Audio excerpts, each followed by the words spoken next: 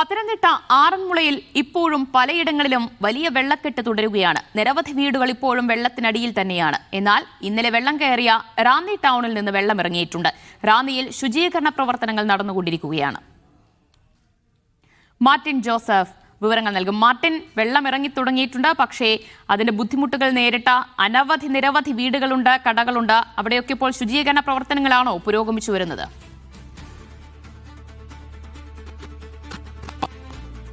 ഇന്നലെ അപ്രതീക്ഷിതമായിട്ട് വെള്ളം കയറിയ റാന്നി ടൗണിലാണ് ഇപ്പോൾ ശുചീകരണ പ്രവർത്തനങ്ങൾ നടന്നുകൊണ്ടിരിക്കുന്നത്. രാവിലെ മുതൽ വെള്ളം ഇറങ്ങി തുടങ്ങുകയും ശുചീകരണ പ്രവർത്തനങ്ങൾ ആരംഭിക്കുകയും ചെയ്തിരുന്നു.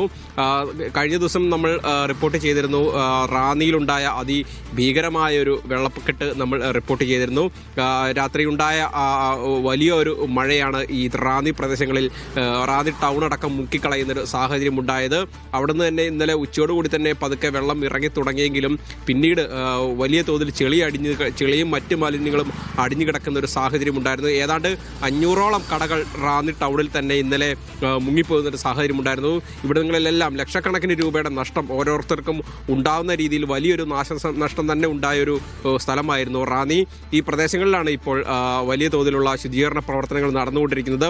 എന്തായാലും യഥാർത്ഥ നഷ്ടത്തിന്റെ കണക്കുകൾ ഇപ്പോഴും വ്യാപാരികൾ അടക്കമുള്ളവർ എടുത്തുകൊണ്ടിരിക്കുന്നതേ ഉള്ളൂ. നമ്മൾ ഇന്നലെ ചെല്ലുമ്പോൾ തന്നെ നിരവധി വാഹനങ്ങളും കാറുകളും മറ്റ് ഇലക്ട്രോണിക് ഉപകരണങ്ങളും അടക്കമുള്ളവ നശിച്ചു പോവുകയും ഓണത്തിനടക്കം എത്തിച്ചിരുന്ന വിപണിയിൽ എത്തിച്ചിരുന്ന പല സാധനങ്ങളും വെള്ളത്തിൽ മുങ്ങിപ്പോവുകയും നശിച്ചു പോവുകയും ഒഴുകിപ്പോവുകയും ചെയ്യുന്ന സാഹചര്യം വരെ ഇന്നലെ റാന്നിയിലുണ്ടായിരുന്നു. ആ ഒരു സാഹചര്യത്തിൽ വലിയൊരു നഷ്ടം റാന്നിയിലുണ്ടായിരുന്നു. ആ കണക്കുകൾ ഇപ്പോൾ ശേഖരിച്ചു വരുന്നതേ ഉള്ളൂ. അതിനോടൊപ്പം തന്നെയാണ് ഇപ്പോൾ റാന്നി പ്രദേശങ്ങളിൽ ഇപ്പോൾ ശുചീകരണ പ്രവർത്തനങ്ങൾ നടന്നുകൊണ്ടിരിക്കുന്നത്. വലിയ തോതിൽ ചെളി അടിയുകയും വലിയ തോതിൽ മാലിന്യം അടിയുകയും ചെയ്തൊരു സാഹചര്യം റാന്നിയിലുണ്ടായിരുന്നു. അവിടെയാണ് ഇപ്പോൾ ശുചീകരണ പ്രവർത്തനങ്ങളും മറ്റ് അണുനശീകരണ പ്രവർത്തനങ്ങളും നടന്നുകൊണ്ടിരിക്കുന്നത്. ഏതാനും മണിക്കൂറുകൾക്കുള്ളിൽ തന്നെ അത് പൂർത്തിയാകുമെന്ന് തന്നെയാണ് പ്രതീക്ഷിക്കുന്നത്. എന്നാൽ പോലും പത്തനംതിട്ടയിൽ ഇപ്പോൾ ആശ്വാസകരമായിട്ടുള്ള ഒരു സാഹചര്യമല്ല നിലവിലുള്ളത്. കാരണം ഇപ്പോൾ ആറന്മുള അടക്കമുള്ള പ്രദേശങ്ങളിൽ ഇപ്പോൾ വെള്ളം കയറി നിൽക്കുകയാണ്. ഞാനിപ്പോൾ നിൽക്കുന്നത് ഏഴിക്കാട് ഉന്നതി എന്ന് പറയുന്ന ഒരു കോളനിയിലാണുള്ളത്. ഏതാണ്ട് 100-ലധികം വീടുകളുള്ള കേരളത്തിലെ തന്നെ വലിയൊരു ഉന്നതിയാണ് ഏഴിക്കാട്.